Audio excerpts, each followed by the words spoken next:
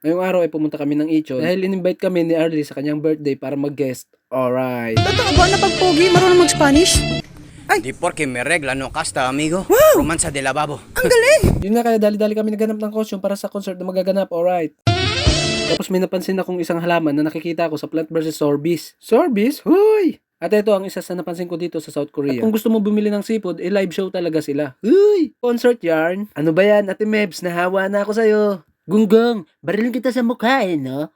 At yun nga, kagandahan dito sa South Korea ay kung bibili ka ng seafood, live na live talaga.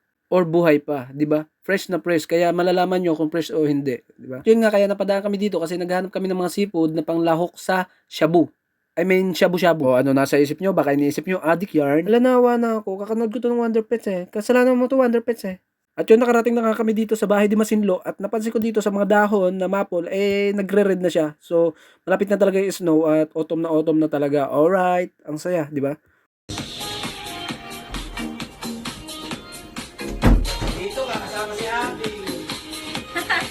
So, ano pa yun, sir?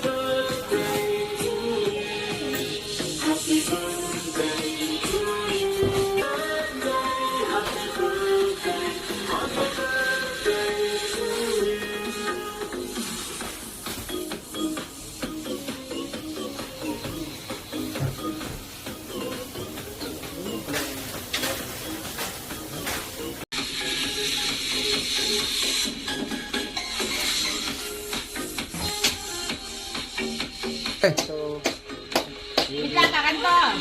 baliktad ay mo. Happy na birthday! Mga sumunod na video na to, medyo malungkot ang nangyari kasi merong hindi inaasahan. Panoorin nyo na lang kung bakit. Happy birthday, happy birthday, happy birthday to you.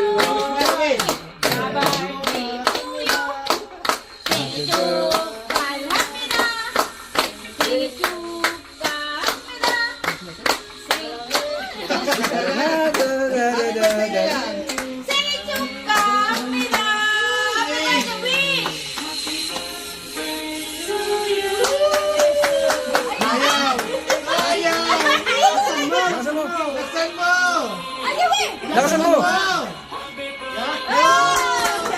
Dito naman okay naman yung mukha ng lahat at masaya habang kumakain na nagkukwentuhan ng biglang ayan na. Sino ba? Sino?